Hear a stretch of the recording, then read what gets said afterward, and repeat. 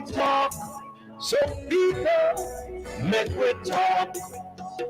Hey, we're living in a world that on ourselves we must depend. Make we talk, people, make we talk. Good afternoon, and welcome to the Make We Talk Money with Mr. Dale Holness, former Broward County Mayor, and yours truly, Jeffrey T. We're going to talk about. So this afternoon, Jeffrey, we're going to talk about United Negro College Fund. And we're hoping to be joined by Director Roxanna Blissett in a few moments. United Negro College Fund is the premier scholarship program within this country that helps thousands of young people get an education, supporting 37 historically black colleges and universities across the United States to assist these children. Each year, they average award of over $100 million to 1,100 students, again, across the United States. And for more than 70 years now, this organization has been around enabling students to get a good education. Yes. And that's been transformative for wealth within the black community. Hold on for me, Mr. Holness, before you go any further. This program, the views expressed on this program are not necessarily views of the Make We Talk program, WZPP, or WZOP, or the management and staff of this radio station. Go ahead, sir. Yes. So 1,100 students a year, $100 million. But over the time that United Negro College Fund has been around, they have helped over 500,000 students get an education and become productive within this great country. That's a large amount of students. It's a large amount of money that is being utilized to help these students. Over $5 billion goes out each year to assist so many of our deserving students to get an education.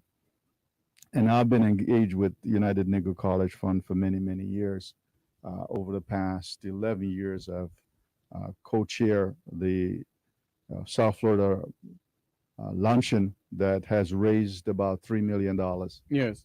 to help with these students. Many of the students that we support are at Florida Memorial University and Edward Waters and Bethune Cookman College. We also support students beyond those schools, FAMU and even Nova and Broward College. There's a 70% graduation rate for these students within a 4 years period of time that attend college. That's a 9% point higher than a national average for all students. So when you mix all the students that go to school, the graduation rate is higher for those who attend, who we've given scholarship to attend mostly historically black colleges and universities. We have a luncheon coming up on December 12th, and we're looking for support for that. So you can go to UNCF and help with that, but we're going to have a direct ask for our event coming up shortly. And I'm hoping that Ms. Roxanna Blissett, who is the director, will join us momentarily on this. We're going to have later in the program also Dr. Claire Nelson from the Institute of Caribbean Studies in Washington, D.C. That's correct. She helped to get the Caribbean Heritage Month going. Yes. Yes. So she's going to be someone who I think will be quite interesting to hear from also. You know, education is a key component to lifting communities up. Certainly, it's not the only tool. You've got to work hard,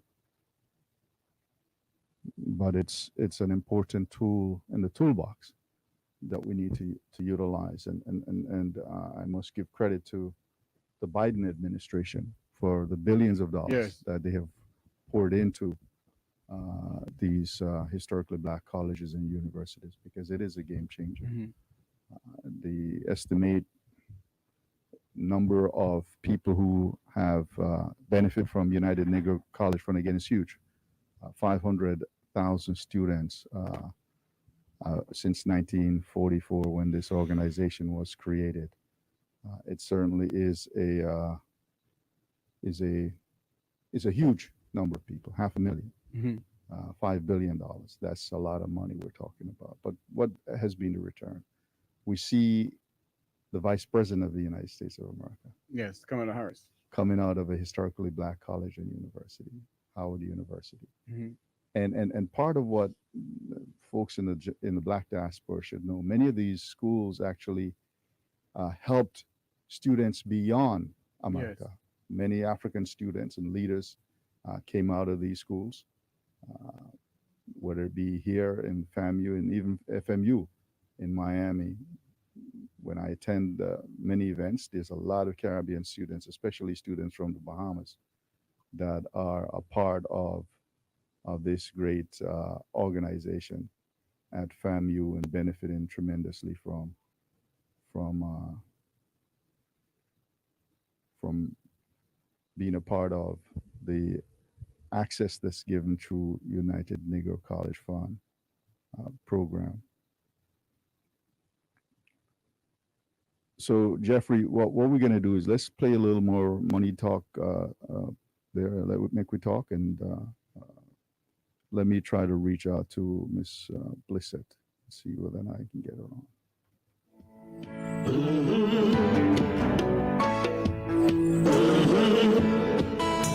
When the game gets rough and this life just seems so tough, make we talk, my people, make we talk. When this town becomes an ugly place, don't let it erase the smile from your face. Make we talk, people, make we talk. Conversation is the key, a guiding light for you and me. Spark the talk and you will see conflict solver A to Z. So we're going to work to switch this around a little bit. Dr. Claire Nelson should be calling momentarily from the Caribbean Institute Studies from Washington, D.C. Again, she's a very, very, very proactive person when it comes to helping within the Caribbean community. And she's going to talk about money also. Mhm. How do we invest smartly? Smart investments, smart investments into the Caribbean, and how we help to move the Caribbean community forward. She's listed as one of the top 50 female futurists on Forbes.com.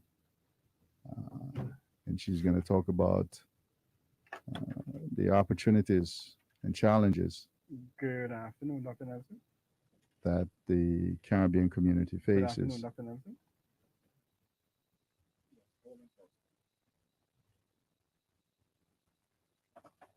Okay, thanks for joining us, Dr. Claire Nelson. How are you?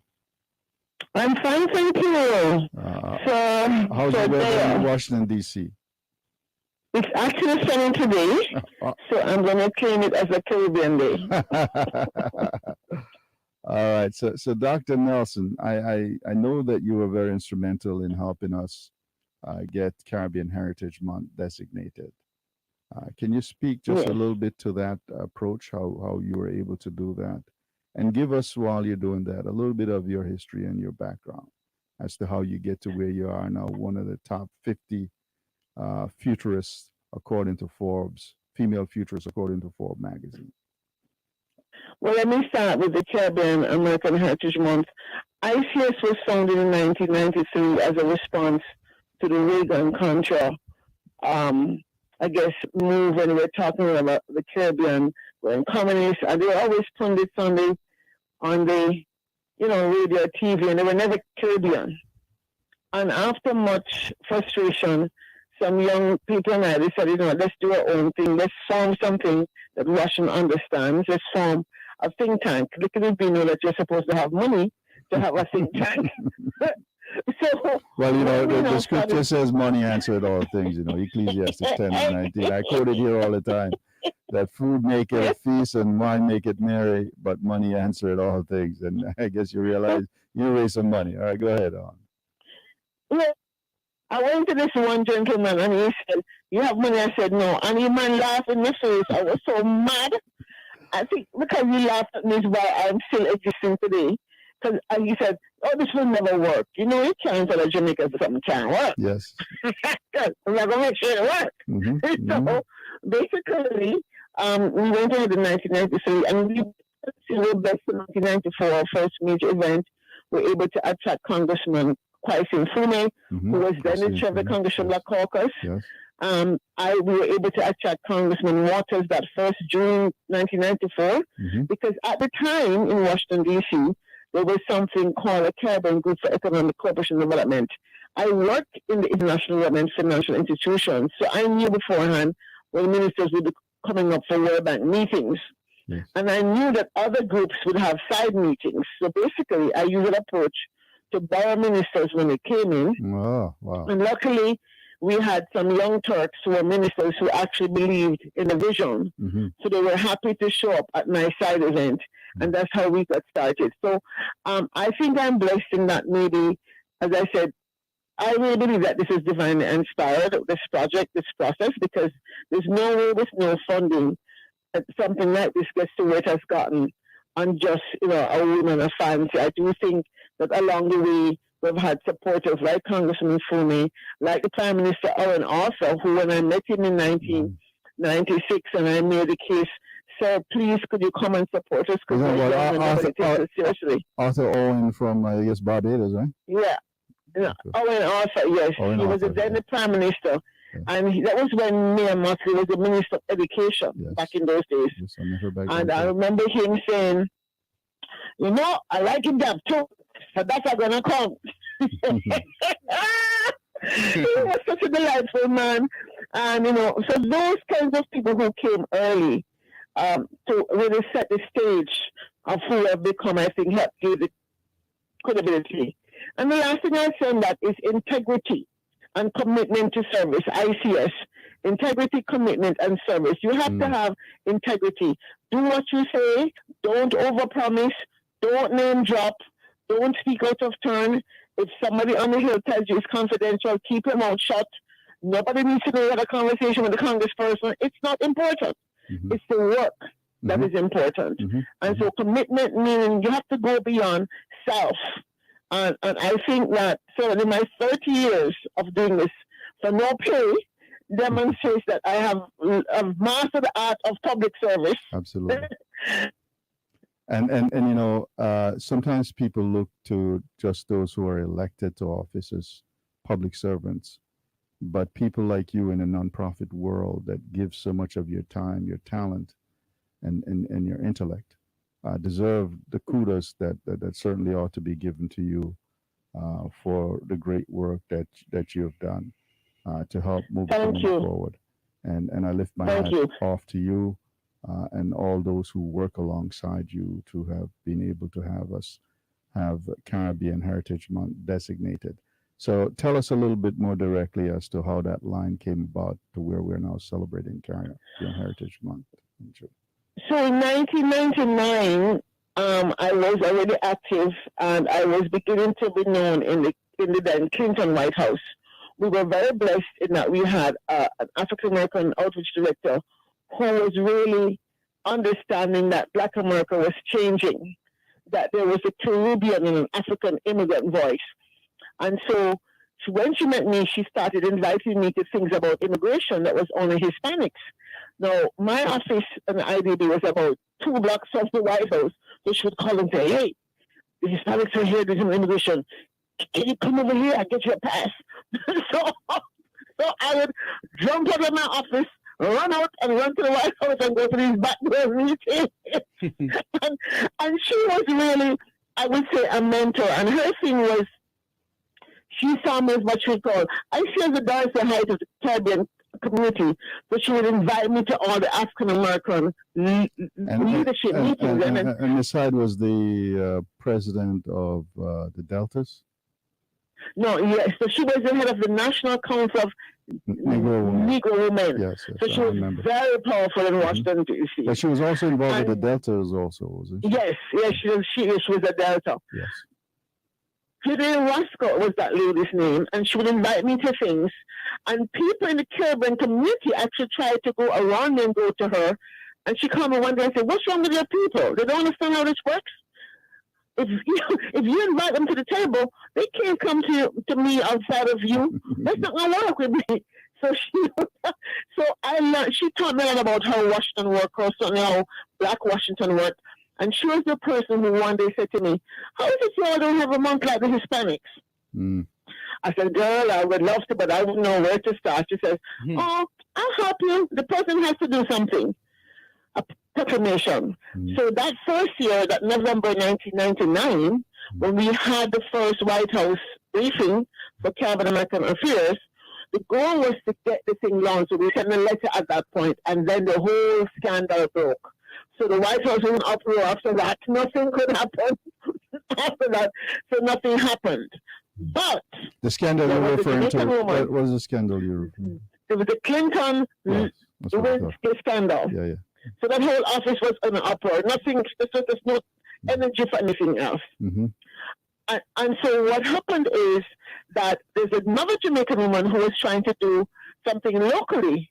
And so she called me and said, "I'd love your help to get this done." I said, "Well, I'm already doing it with a national level." She says, "Well," and I was planned for August actually. She said, No. Let's not do August because the big island, small island thing might come to a problem for, Jamaican independence and Trinidad independence. Let's do June because we're going to have the carnival in June in D.C. And actually there's no, and then I said, "You're right." And guess what? There's no other Caribbean, what do you call it? Caribbean Independence Day in June. So when I look at the numbers, I realize, oh my God, it really makes sense for June because there's no Caribbean Independence in June, and it's a warm month. So we can do stuff, and DC Carnival used to happen at that time. It doesn't happen anymore, but it used to. So that's how come June was settled. And we started doing it. She dropped off the face of the earth for a short time. She came back subsequently. But what made it pick up was we decided to launch the Caribbean Film Festival and call the month Caribbean American Heritage Month, even before it was official. Yes. And a young Caribbean employee of the Congress, she was Caribbean American. She actually said, "Oh my God, my boss, which is Barbara Lee, wants to do something like this. Can you help us?" I said, "That's Congresswoman Barbara Lee. Congresswoman Barbara Lee out of California, running for senator." Yes, right, because Shirley Chisholm was her mentor. Wow, from Barbados. So she's a strong supporter of Caribbean issues. And when I say strong, I mean strong supporter. I maintain a wonderful relationship with her office and her staff. I mean, we get a lot of back information passed through, language for bills, etc. We get done even now through her staff.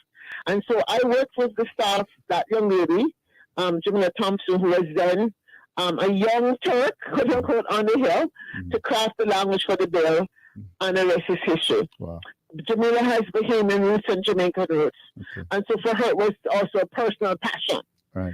So you see how it is when we bring our young people in. A lot of Jamaicans tend to not want to bring their children in, or when they have an organization, we don't allow the young people because they're born here. What do they know?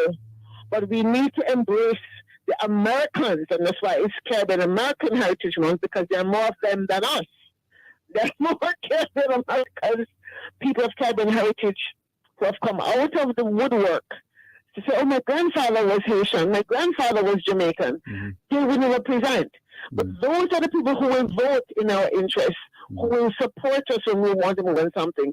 And so what we're doing is using the month not just for festivals and concerts, but as a crucible for building agency around how U.S. policy, domestic and foreign. So, Dr. Nelson, I'm going to have you take about 2 minutes to talk about just where you're born, school, what kind of work you've done. You only have 2 minutes because I'm going to come back on a break and then we're going to get directly into what you're trying to do right now. I have United Negro College Fund coming up also, and I got to give about 5 minutes for a citizenship drive, community ID program just before we break. We leave at 2 o'clock. So go ahead and tell us a little bit about you personally. 2 Well, minutes. quickly, I born and grew in Jamaica, Harborview, for those of you who are from that Kingston. Went to St. Jude's High School, Fidelity forever, did engineering, did a doctorate in engineering, went to Washington to work in international development, ran up against people who thought I was too black and too kinky, and became an activist in the process. So basically, my White House Champion of Change comes from the work I did to transform the international financial institutions to work with black communities in North America. I was at the grounding of that movement and led that movement within Washington. So that's where my White House Champion of Change comes from, that work, as well as my Caribbean heritage work. People who know the history will say, I helped to unite black people from Argentina to Canada in terms of development with equity. So you're basically a continuation of Marcus Garvey's work. You said it, my brother. You said it. Listen, the first time I had a Peruvian black, a Colombian black, and an Uruguayan black in my house, and I had the Caribbean ambassadors come to my house because, there was nobody interested in it at the time. It was the first event. I remember crying and saying to myself, this is what Marcus Garvey was trying to do. Thank you, God. I'm living in the footsteps of my hero. Yes. And so I feel very privileged to have been able to lead that struggle, be part of the leadership of that struggle. Yes, certainly one of my heroes also. That's why I do the Florida's International Trade and Cultural Expo that brings people from around the world to connect the world. But I'm very focused on how we can help to build the diaspora as Marcus Garvey wanted us to do, to connect and to build and strengthen Africans in the diaspora, but also go back to Africa and help rebuild that. Not that all of us should move back. We're going to come back after about a 5-minute pause. We have to pay some bills, so we'll stay on the line. Listening to WCOP 92.7 LP FM.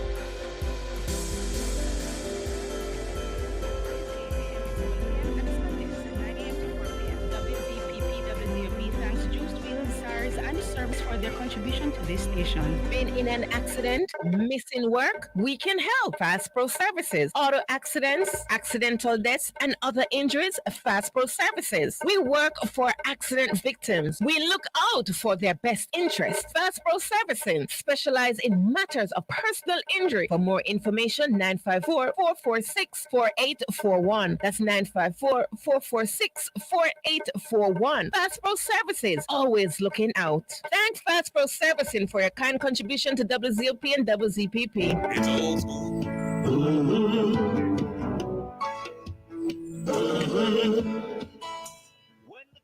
Yes, we're here talking money.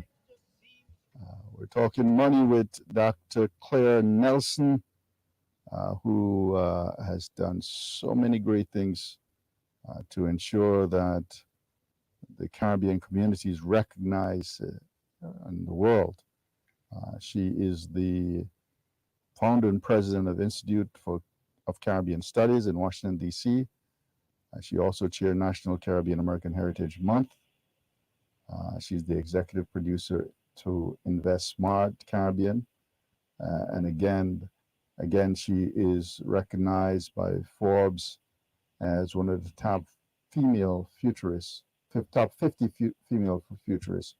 And we're going to talk now about SMART, Doc, because I think that's where you are now, and how we invest smart and inclusive within the Caribbean region. So if you would give us, first I'm going to start with contact information for folks to reach you if they want to help support the work that you're doing, and then you get into SMART. We're going to have United Negro College Fund, Miss Roxanna Blissett, in about 10 minutes or so.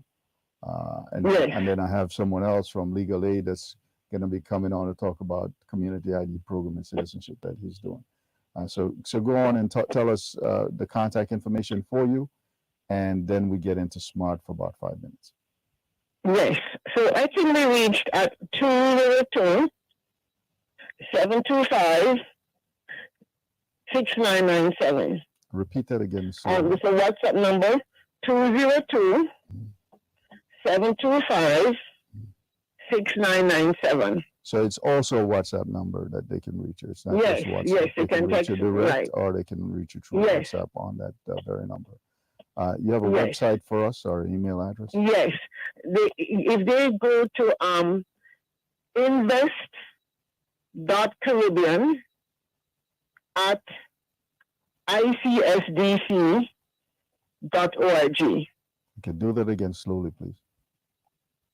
Invest.caribbean, one R, two B's, at icsdc.org.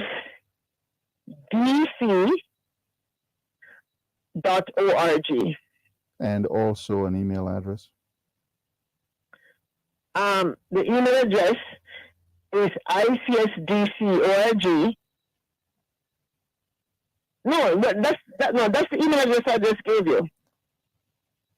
Oh, so give me the website. InvestCaribbean.us. InvestCaribbean.us is the website. InvestCaribbean.us. InvestCaribbean.us. And go ahead and give us that long email address again. Slowly. Okay, so it's invest.caribbean@icsdc.org. Okay.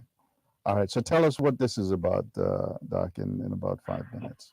Well, in a very short, we have to move in a different direction post-COVID. The world has changed. We have now ChatGPT. We have Bitcoin. It's a whole different world. And so in trying to meet the Sustainable Development Goals, we want to use a framework of thinking which is about SMART. And SMART, very quickly, and my book, Smart Futures for a Flourishing World, speaks about this. S is about always designed for sustainability, recognizing it's a system of systems. M, your metrics of success must be meaningful. So that's what we're going to measure for inclusive prosperity. Not just profit, but inclusive prosperity. A, make sure that all the agents in the system, the stakeholders, so we're not going to leave anybody behind, are part of the process and part of the program, the project, the plan. Use a politician will know what I'm talking about in terms of how you do development. Well, I prefer the term public servant, by the way. But, public servant. Or resilience. How do you design for resilience? Because invariably we're going to get shocks, especially in the Caribbean. It's not an earthquake, it's a volcano, it's a hurricane, it's a flood. And then T, transformational use of technology, which means you're looking not as on the impact of the technology today. Many times we use technology and it ends up having a bad effect because we have to look at second and third order consequences of what we're doing. So we have to do what I call a 360-degree look, like a dragonfly, moving in all directions at the future to make decisions for today, to create the future we want, which is a future of flourishing, a future of inclusion and prosperity. So our session is going to focus on the green economy, which is food security, agriculture, renewable energy. People who have interest in those things, water security, health security, and then the blue economy, which is everything to do with the sea, from ports to fishes to marine to maritime. And that's what we want to have a conversation about, to get diaspora organizations and diaspora investors moving in the same direction. So everybody will still do their own thing, but because they move in the same direction, we'll end up in the place where we all want to go. So you want to working across purposes. You want to create a collaborative movement, which is something right. that unfortunately we don't get enough of. There's multiple organizations actually operating in silos rather than working together. And I now understand why Forbes have you as one of the top female futurists, because the SMART program is a futurist program. That is certainly where the world needs to go now in terms of how we deal with life. Because and the problem is, sir, like we can't make ourselves over, right? Yes. So we're not going to work in unity. So I say let us work in harmony. Think of it like a carnival band, right?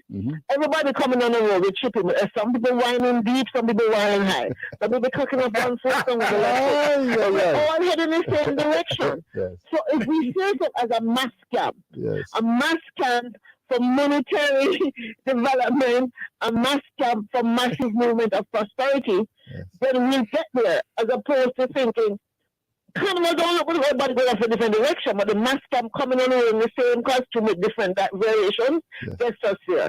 So that is a positive spin. It sounds like you're building a few. It sounds like you're building a few carnivals. Doc. Yes, I should make a carnival mass next year. In fact, I've been threatening to double my own masses. I probably bring out a band next year. The money mass, money mass. I've been down the road. I'm money masquerade. So Doc, when is this event occurring? How is it? How are you doing that? It's November 16th and 17th. We're going on the Hill on Thursday on Capitol Hill. So we'll be in the House of Congress the Thursday talking to State Department, AID, members of Congress staff, etc. We'll drop in as they want to do. Then Friday we go to the Marriott where we have our Caribbean American Heritage Awards that same evening. We're honoring some money makers like Richie Etchery, who's designed a new technology, looks like something out of Minority Report. Somebody in the Bitcoin community, blockchain community, Michael Blake, formerly Vice Chair of DNC, is going to be honored. Jackie Wright. And so really a nice roundup of people. Coach Lincoln Phillips from Trinidad, who just made the U.S. Soccer Hall of Fame. Wow. Yeah, so we have some great people who are going to be there. So I really hope that Dr. Soledad is the start of a new relationship with the people in South Florida, this conversation. Absolutely. But there's so much I think we can get done through South Florida. So November 17th, you said the dates again? 16th and 17th, the Thursday and the Friday. In Washington, D.C. Thursday and Friday, yes. So folks, you need to go to Washington and give Dr. Claire Nelson some support, make some connections. She's going to take you on Capitol Hill. She's going to take you up to the White House to meet. No White House. No White House? Okay, so you can take them to different entities within the Capitol, though, beyond Capitol Hill. Okay. And then you can have a huge networking event and I'm sure there's going to be some music and food at that event, right? Definitely. All right. So give the contact information again. Give a phone number where they can reach out to you, Ye- and the Yes, please website. reach out to me at 202-725-6997 and the website investcaribbean.us. That's the easiest thing to remember. investcaribbean.us.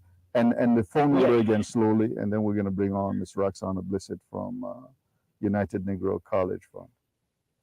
202-725-6997. Give it again.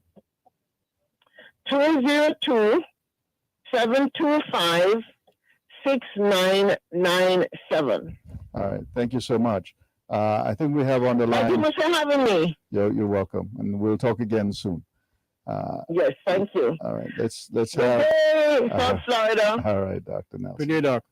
All right, we have, I believe, Mr. Ivan Para on the line. Ivan? Hello. Yeah. Good to have you. I guess we are going to get Ms. Blissett on shortly. So, Ivan, we've worked together over the years on a bunch of projects, and I know you're with Legal Aid, and we have a very important event coming up for ID, community ID, that you can utilize if you are someone without any identification in this community that's still recognized. When is the event, and where is it, and contact information for you, my friend? Oh, hey, hello everybody. Thank you so much for having me here in this program. And yes, not this Saturday, next Saturday, November 11th, we are going to be from 10 a.m. to 2 p.m. at Laurel Hill Mall. What we're going to do? We are going to issue IDs, local IDs, approved by the Broward County Commissioner. Thank you for your leadership. Yes, I was grateful to be there to push that item. Yes, and we have it in place now, That's so we need much to utilize needed. it. Yes. Yeah, much needed. There are a lot of people working, living without an ID. Sometimes we don't realize that there are more than 100,000 people in the county that they don't have a state-based ID for many reasons. So with this ID, people can go and have a normal life and a day-to-day basic stuff. So this ID is going to be issued that day, and we are inviting people to come there or invite others that they think they may need it. The requirements: live in the county, they prove that, like any document that says the name of the person or the address. Okay, you are a Broward resident. Okay, perfect. If the person doesn't have that document, it could be like a notarized letter from the person they are living with, the family they are living with. So it's not a problem for that. The second requirement is to show that they are who they say they are. So in that case, it could be shown as, they can bring a passport or even if it's an expired passport, they can utilize that, or an expired driver's license. There's some ID that shows who they are. Is that correct? Correct, with picture. So basically, even the parole or passport saying, "Oh, this is me." Okay, perfect. So let's go on that. So we are going to have a team of lawyers that are going to review everything is okay. It's very easy. It doesn't affect any immigration status, no in favor, no against. It's just an ID that helps people to access different services and have a normal life as much as we can. I mean, as much as this ID has limitations. It's not a state-based ID. However, it's helping a lot of people working during the day in different activities. So this is amazing. Yes, you know what, Yvonne, after I was able to get that passed, and I know we funded it at the county level, and I know funding is limited now, that there's some changes that have been done. Two bank managers, one from Truist Bank, one from Bank of America, complimented me on getting that program put in place, because people are using these community IDs to help with their banking. And if you're able to bank that's a real plus for people that may be out there that need to access funds. So it's really important, and it's used to pick up children from school.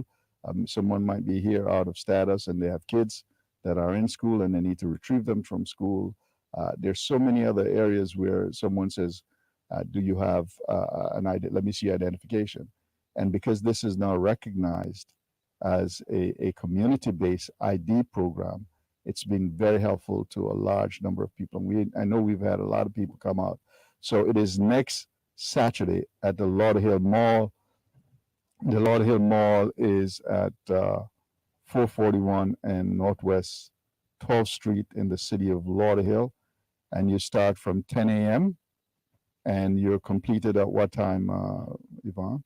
Oh, we are going to be from 10 a.m. to 2 p.m. 10 a.m. to 2 p.m. So come early. Don't wait till the last minute.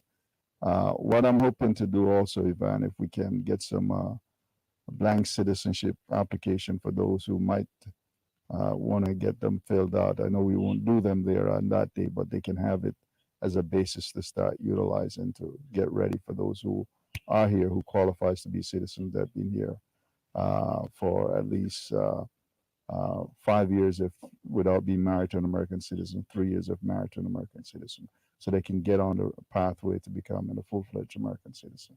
So again, Yvonne, give me a contact information as to where they can get more information. Okay, people can go to our website. It's really easy, browardlegalaid.org/community ID. browardlegalaid.org/community ID. Correct. Okay. Our offices are located, we have service Monday to Friday, 9 a.m. to 5 p.m., and we are in Plantation, very close to the mall. Okay. The address of the office is 491 North State Road 7. So 491 North State Road 7 in Plantation. That's at 5th Street and 441. They can go to the website.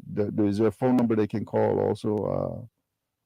Yes. We are here 9 a.m. to 5 p.m. Monday to Friday. However, the event at the mall is going to be Saturday, right, November 11. They can call to get more information, or about the requirements and everything. It's going to be, the phone number is 954-951-5387, and there is a cost of $25 in cash only. That's a small amount of money. Go ahead and give the phone number again. Okay, the phone number is, is 954-951-5387. Okay, and you're at 491 North State Road 7 in Plantation? Correct. All right. Thank you so much, my friend, for doing the work you do, and I'm grateful to have been able to work with you over so many years. We did so many citizenship applications, over 7,500, to help people free of cost. We're going to go ahead and have Miss Roxanna Blissett from United Negro College Fund talk about an event coming up that I'm co-chair of. Thank you again, Yvonne, and we'll talk afterwards because I know we got to make some arrangements to facilitate the event coming up next Saturday. Thank you, Mayor. Okay. Have a great day. Bye. Ms. Roxanna Blissett, Director of Development for United Negro College Fund, is on the air with us, and she's been with United Negro College Fund for a very long time, helping to ensure we raise funds to help invest in mines, because a mine is a terrible thing to waste, but a very good thing to invest in. Correct, Ms. Blissett? Absolutely, sir. We're building better futures to help our community. And yes, absolutely. Okay. So I shared earlier that the United Negro College Fund's been around since 1944, raising over $5 billion, supporting over 500,000 students since its inception. And each year averaging about 1,100 students being helped at the tune of $100 million a year. And you have these regional places that help to facilitate that. And this is the South Florida region. I'm grateful to have been able to work with you for the past 12 years as co-chair of the annual South Florida Luncheon fundraiser. We raised over $3 million. And I know our biggest donor, by the way, folks, was the Florida Panthers. I think $500,000 they gave us over a 4-year period. That's a lot of money. So tell us about the luncheon coming up and how folks may be able to make a contribution to this very, very important event, Roxanna. Absolutely. And UNCF cannot thank you from the bottom of our hearts. Your involvement has been commendable. You have been our advocate, our ally, and we hope to continue to work with you. And yes, this year you have been our honorary chair, and you have brought a lot of value. So this is our 23rd annual anniversary Leaders Luncheon in South Florida. We do these in connections with our other offices here in South Florida, in Jacksonville, Tampa, and Orlando. But this year, we are celebrating our 23rd annual. Our guest speaker for the luncheon this year is the Honorable Congresswoman Debbie Wasserman-Schultz. Yes. She will be bringing the greetings. And, for sponsorships and community support, we do have table hosts available. We have various levels of sponsorships. We have individual tickets as well. It's at the Marriott Harbor Beach here in Fort Lauderdale, 3030 Holiday Drive. The luncheon kicks off at 12 to 1. But before that, we have what is called a pre-reception for our sponsors, where they get a little bit of an opportunity to meet and greet our guest speaker, to meet our superintendent and some of our larger sponsors as well. So this is a great opportunity. For more information, for sponsorship opportunities, you can reach myself at the office here in Broward, 954-527-3315, or you can go on our website, supporting our HBCUs and students in need, and learn more about the event. It's uncf.org/South Florida Luncheon, all in one. Once again, it's uncf.org/South Florida Luncheon. It gives you a little bit more information on the event. It talks about our guest speaker. It shows you how much money we've raised over the past several years. And it also tells you a little bit about how this luncheon came about back in 2003. Former Governor Bush served as our Florida champion and our keynote chair. And since 2003 to now, it has been a remarkable luncheon. It just keeps on growing. So once again, these luncheons are held in Jacksonville, Fort Lauderdale, Tampa, and Orlando. And the event our this year. leader. Yes, go ahead. Go ahead, sir. No, I'm sorry. Finish Go ahead. Finish your statement. No, and I said, and our statewide presenting sponsors are J.P. Morgan Chase, Wells Fargo, and AT&T. So it's December 12th? December the 8th, I'm sorry, 2023. December 8th. This year is December 8th. And tickets, if you want to get a single ticket, it's like what, $150 or $100? How much is it? That's right. It's $150, and they can go online by the website I just gave them, or they can call the office. I'll be more than happy to help them. Tickets are not generally sold at the door because for one reason, we have to normally give the hotel 2 days before a cutoff figure. Okay. So, we can go right up until the day before for a single ticket. So we're hoping to see everyone there. Okay. So those of you who want to help with this is very, very important cause. You can go to the website at uncf.org/South Florida Luncheon. uncf.org/South Florida Luncheon. You may also call the office. Give the phone number again, please. Absolutely. It's 527-3315. And if you just want to send some money, let's give them an address where they can mail a check if they want to send some money. Just send some money. Absolutely. You can send it to the South Florida office of UNCF. And our address here is 1222 South Andrews Avenue, Suite 502A, Fort Lauderdale, Florida, 33316. Give that one more time. We're about to finish the program, but we'll finish with that information. The address again where they can just send a check. Absolutely. It's the UNCF South Florida office, 1222 South Andrews Avenue, Suite 502A, Fort Lauderdale, Florida, 33316. Or you can simply go online at uncf.org/South Florida Luncheon, make a donation, make a contribution, talk to your friends and family. Listening to WZOP 92.7 LP FM. We're not the airline, but we can take you to the islands every Sunday at Island